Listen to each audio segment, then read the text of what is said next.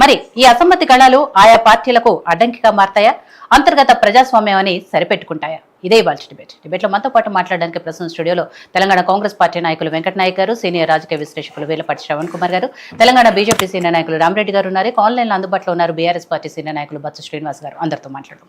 నమస్తే అండి అందరికీ కూడా. సో నాయక్ గారు, వెంకట నాయక్ గారు, మీతో స్టార్ట్ చేద్దాము. ఎందుకంటే అంతర్గత ప్రజాస్వామ్యానికి మారుపేరు కాంగ్రెస్ పార్టీ కాబట్టి మీ దాంట్లోనే మాట్లాడుకుందాం. ఆఫ్ కోర్స్ కాంగ్రెస్ పార్టీకి ఇది కొత్తమీ కాదు. ఎప్పటి నుంచో కూడా పి జనార్దన్ రెడ్డి గారి టైంలో నుంచి కూడా ఈ అసమ్మతి స్వరాలు అనేవి కాంగ్రెస్ పార్టీలో వినిపిస్తూనే ఉన్నాయి కాబట్టి ఈ మధ్య కాలంలో ఇంకాస్త ఎక్కువగా వింటున్నాము. ఇటీవల కాలంలో నిన్న మొన్న రాజగోపాల్ రెడ్డి గారి రూపంలో ఇంకాస్త ఎక్కువగా వినిపిస్తోంది. రాజగోపాల్ రెడ్డి గారు అంతకుముందు పిసిసి అధ్యక్షులుగా రేవంత్ రెడ్డి గారు ఎన్నికైనప్పుడు కొంత ఇలాంటి కామెంట్స్ చేశారు. ఆ తర్వాత మళ్ళీ ఆయన పార్టీ మారాడు, మళ్ళీ కాంగ్రెస్ పార్టీలోకి వచ్చారు.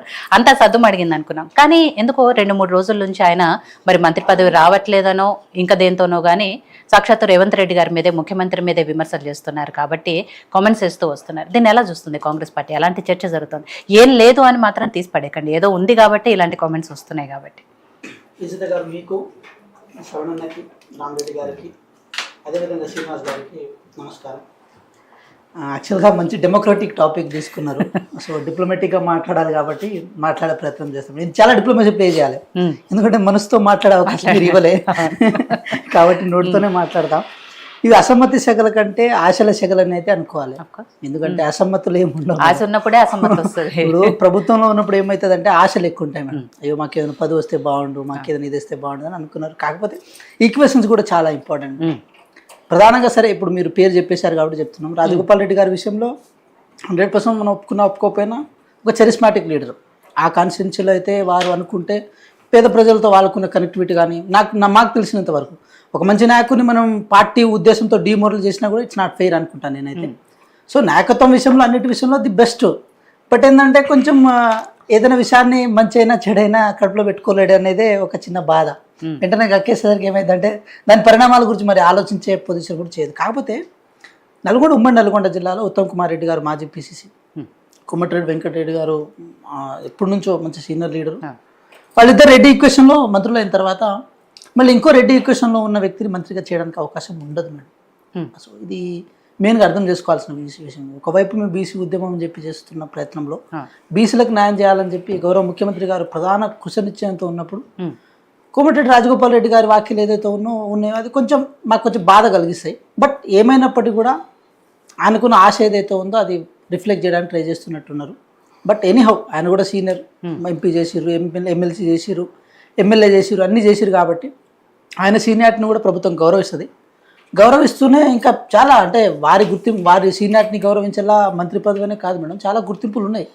సో ఇదేం ప్రాంతీయ పార్టీ కాదు అడ్డగోలుగా నిర్ణయాలు తీసుకోవడానికి. ఒక జాతీయ పార్టీ కాబట్టి జాతీయ పార్టీ అనగానే దానికి కొన్ని social imbalances, political balances, social balances, అదేవిధంగా ప్రాంతీయ సంబంధించిన బ్యాలెన్సెస్ ఉంటాయి. జిల్లాల వారీగా తీసుకునే విధానం ఉంటుంది. ఉత్తర తెలంగాణ, దక్షిణ తెలంగాణ కూడా ఒక డిఫరెన్సెస్ ఉంటాయి. ఇవన్నీ తీసుకోవాల్సిన ఉంటుంది. అర్బన్ ఉంటుంది, రూరల్ ఉంటుంది. ఇవన్నీ ఈక్వేషన్స్లో భాగంగా కొంతమంది నిజమైన అరువులకు కూడా న్యాయం జరగడానికి అవకాశం ఉండదు కొన్ని సందర్భాల్లో. అయినా సరే బాధపడడానికి అవకాశం ఉంటుంది. ఇప్పుడు ఫర్ ఎగ్జాంపుల్ చెప్పాలంటే మేడం, మేము షెడ్యూల్ ట్రైబ్స్, అదేవిధంగా సీతక్క గారు షెడ్యూల్ ట్రైబ్స్. ఇక్కడ మీరు చూడండి, సీతక్క గారు ఏది మన కోయ సామాజిక వర్గం నుంచి చెందినవారు, మేము లంబాడీ సామాజిక వర్గం చెందిన వాళ్ళం. ప్రతిసారి లంబాడీస్కి మంత్రివర్గంలో పదవి వస్తుంది. లంబాడీస్ కూడా బంజారాస్ కూడా కాంగ్రెస్ పార్టీతో బిల్డ్ అయి ఉన్నారు. బట్ ఒకసారి ఏంటంటే కాంగ్రెస్ పార్టీ దాంట్లో కూడా ఇంకా కీన్గా ఇంకా లోతుగా వెళ్తే బాగుంటుందని చెప్పి సీతక్క గారికి అవకాశం ఇవ్వడం జరిగింది. సో మాకు వస్తే బాగుంటుందని చెప్పి మేము అనుకుంటున్నాం. కానీ సీతక్క గారికి రావడానికి మేము ఎక్కడ ఇది చేయడానికి ఉండదు. సో మీరు చూడండి పార్టీలో ఉన్న ఈక్వేషన్స్, మహిళా కోటాలో కానీ లేకపోతే అంటే కాంగ్రెస్ పార్టీ కూడా కేవలం ఫలాలు పొందుతున్న వాళ్ళకే పదే అవకాశాలు ఇవ్వడానికి కాంగ్రెస్ పార్టీ చూడదు మేడం. ఇంకా లోతుగా వెళ్ళి చరిస్మాటిక్గా ఉండి వాళ్ళకు కూడా అవకాశాలు రాలేదు కాబట్టి వాళ్ళకు కూడా అవకాశాలు రావాలనేది చూసుకుంటుంది. సో ఇలా సీతక్క గారికి మంత్రి పదవి అవకాశం ఇవ్వగానే మా సామాజిక వర్గం నుంచి కూడా ఎవరికో ఒకరికి గండిపడే అవకాశం అయితే ఉన్నది కదా మేడం. దాని రీప్లేస్మెంట్ను డిప్యూటీ స్పీకర్లో భాగంగా రామచంద్ర నాయక్ గారికి అది ఇవ్వడం జరిగింది. అంటే విజిత గారు ఇవంతా నేను ఎందుకు చెప్తున్నానంటే మన అర్హతలు ఏదైతే ఉన్నాయో దాన్ని బేరేజ్ వేసుకొని ఒక అంశం మీద ఆశపడడానికి ఎవరు తప్పుపట్టరు. కానీ చుట్టుపక్కల ఉన్న సోషల్ బ్యాలెన్స్ని కూడా అర్థం చేసుకోవడమే నిజమైన రాజకీయ వ్యక్తికి. కానీ రాజగోపాల్ రెడ్డి గారికి మంత్రి పదవి ముందే హామీ ఇచ్చారు కాబట్టి ఆ హామీ మీదే ఇవాళ అడుగుతున్నాను అనే కదా ఆయన అంటున్నారు. మంత్రి పదవి రాకపోవడంతో సరే అసంతృప్తి ఉండొచ్చు, ఉంటుంది కూడా ఎవరికైనా కూడా. ఆ అసంతృప్తితో ముఖ్యమంత్రి మీదే ఇవాళ ఆయన మాట్లాడిన కొన్ని కమెంట్స్ చూస్తే అంటే రేవంత్ రెడ్డి గారి వెనకాల 20 మంది ఆంధ్ర పార్టీ నాయకులు ఉన్నారు, వాళ్ళంతా తెలంగాణను దోచుకుంటున్నారు, వాళ్ళందరూ తెలంగాణను దోచుకుంటున్నారని చెప్పేసి వీటికి సంబంధించిన విషయాలన్నీ కూడా తొందరలోనే బయటపెడతాను ఇవన్నీ కూడా మాట్లాడుతున్నారు. లేదు మేడం, యాక్చువల్లీ ఇవన్నీ ఇప్పుడు మాట్లాడాడని నేను అనుకుంటలేను, ఆ సంభాషణలో అది కూడా రాలేదు. కాకపోతే మీరు చూడండి, తెలంగాణ కాంగ్రెస్లో ఒకటి ఏముంటుందంటే మేడం, మినిమం ఒక టాప్ 10 మెంబర్స్ అయినా సీఎం క్యాండిడేట్లు ఉంటారు.